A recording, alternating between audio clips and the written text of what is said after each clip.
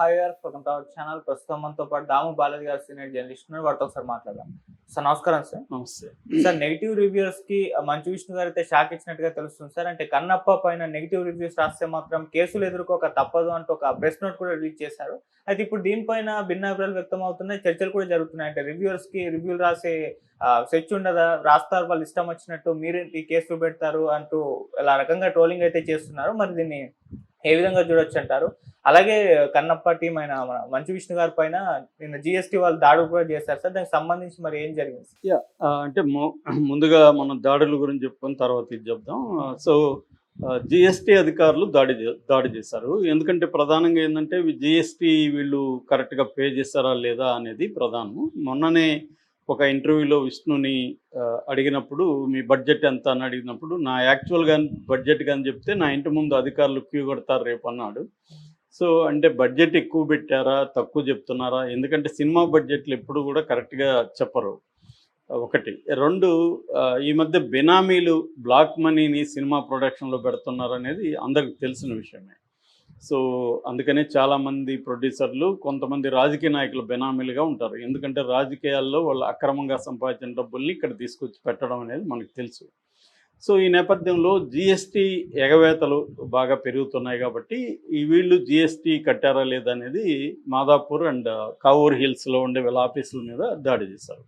అయితే ఈ సందర్భంగా విష్ణు ఏమన్నా అంటే ఈ దాడులు మంచిదే, మాకెంత అప్పు ఉందో బయటకు వస్తుంది కదా అని అతను మాట్లాడాడు. ఇవన్నీ కూడా రొటీన్ వ్యవహారాలే, లోపల వేరే జరుగుతుంటాయి, వీళ్ళు మేనేజ్ చేసుకుంటారు. వీళ్ళకి మూడీ వరకు పరిచయాలు ఉన్నాయి కాబట్టి అదేం పెద్దగా జరగదు. కాకపోతే ఏంటంటే ఫైల్స్, డాక్యుమెంట్స్ తీసుకెళ్లారు. కొన్ని అనుమానాలు అయితే ప్రాథమిక విచారణలో వీళ్ళు ఎగ్గొట్టారని తెలిసిందని కూడా కొన్ని పత్రికలు రాశాయి. అది ఎంత నిజం అనేది తెలియదు. ఇక రెండవ ఆస్పెక్టు, విచిత్రంగా ఒక public notice whom say ever it may concern అని జనరల్గా ఇచ్చే ఒక అడ్వకేటే రాసినట్టు ఉంది ఇది.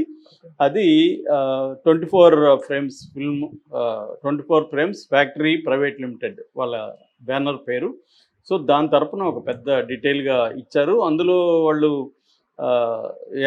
అంటే డెడికేషను, వాళ్ళు ఎంత ఆర్టిస్టిక్ డెడికేషన్తో సినిమా తీశారు, ఎంత సబ్స్టాన్షియల్ అమౌంట్ కమర్షియల్ ఇన్వెస్ట్మెంట్ చేశారు, వాళ్ళు పడిన కష్టం ఏంటి ఈ సినిమా తీయడానికి, ఇదన్నీ రాసుకుంటూ వచ్చారు. దాని తర్వాత ఈ సినిమాని ఫ్రీడమ్ ఆఫ్ ద స్పీచ్ గురించి కూడా మనకు స్పీచ్ ఇచ్చారు.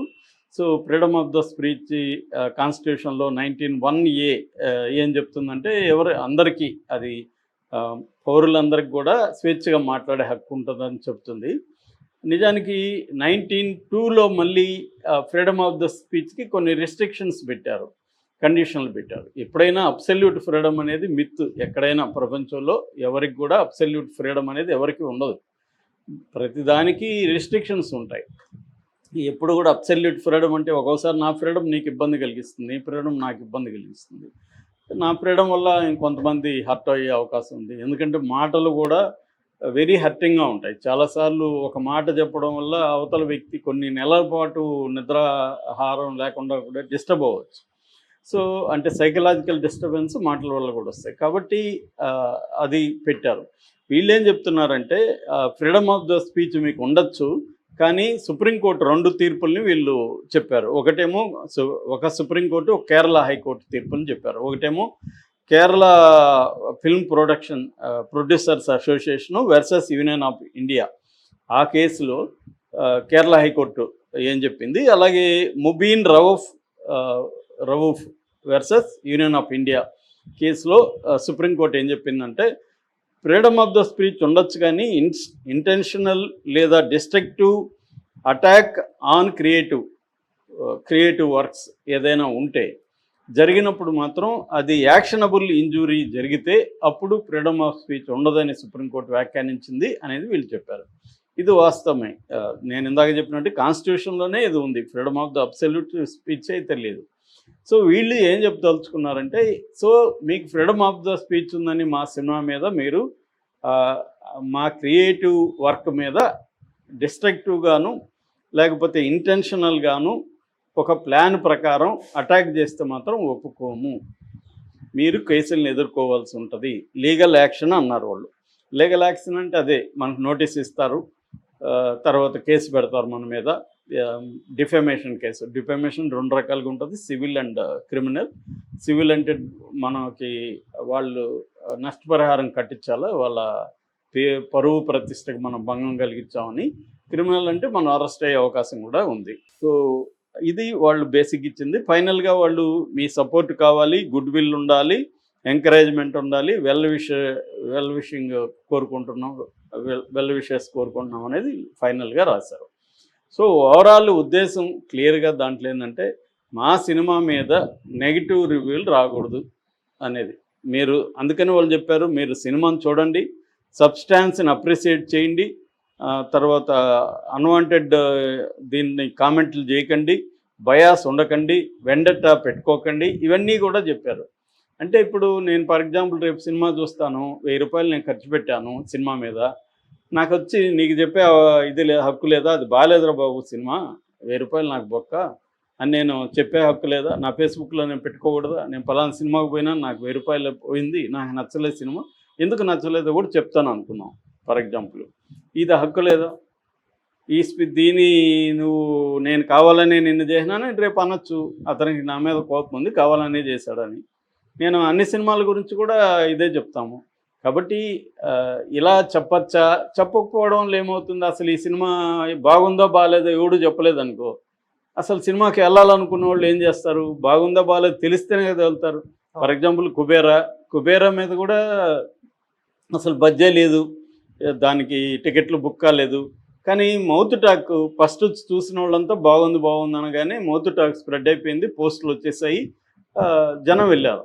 మళ్ళీ కొంతసేపటి తర్వాత అంటే 1 day 2 days తర్వాత దాదాపు మోర్ దాన్ 50% నెగిటివ్గా రాయడం మొదలుపెట్టారు. అంటే ఒక హైప్ క్రియేట్ చేసి, ఫర్ ఎగ్జాంపుల్ మా ఫ్రెండ్ ఒక ఆయన ఈ హైప్ చూసి, ఆయన మామూలుగా థియేటర్కి తరచుగా వెళ్ళడు, రేర్గా వెళ్తాడు, కానీ హైప్ చూసి సరే బాగా చూడకపోతే బాగుండదేమో అనుకొని అతను వెళ్ళాడు.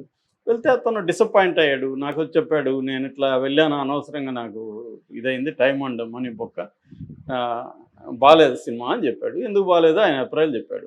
సో చాలామంది చెప్పారు కుబేర మీద, అంత మాత్రాన జనం చూడకుండా ఉన్నారా, అది సినిమా హిట్ అయిపోయింది.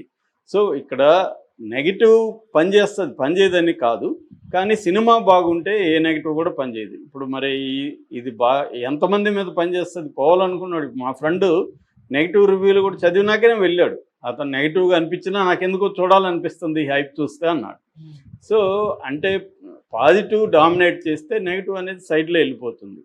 అయితే విష్ణుకి ఇవన్నీ తెలియదా, అతను ప్రొడక్షన్లో ఉన్నాడు, మనకంటే నాలెడ్జబుల్ ఉంటారు వాళ్ళందరూ, సినిమాకి సంబంధించి మనకంటే కామర్స్కి సంబంధించి వాళ్ళకి మోర్ అవగాహన ఉంటుంది. డబ్బున్నవాడికి ఈ డబ్బు ఎలా ఖర్చు పెడతానో ఎలా వస్తుంది అనేది బాగా అవగాహన ఉంటుంది. అయితే ఎందుకు చెప్పాడంటే దానికి ఒక నేపథ్యం ఉంది. అదేంటంటే మొత్తం మోహన్ బాబు ఫ్యామిలీ మీదని జనరల్గానే నెగిటివ్ కామెంట్లు కానీ నెగిటివ్ ట్రోలింగ్ అనేది బలంగా ఉంటుంది. ప్రతి సినిమాకి కూడా ఇది ఉంటుంది.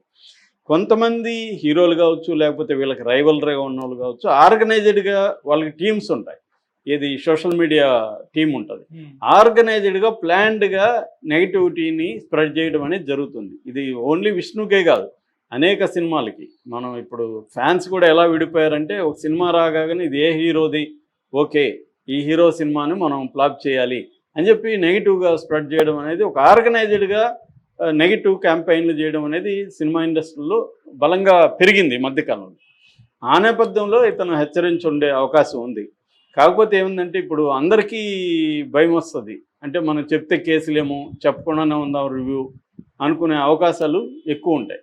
ఎప్పుడైనా కూడా కన్స్ట్రక్టివ్గా రివ్యూ చెప్పడం మంచిదే, బాగుంది ఏది బాగుంది ఏది బాగాలేదు, ఎప్పుడైనా సబ్జెక్టివే రివ్యూ అనేది.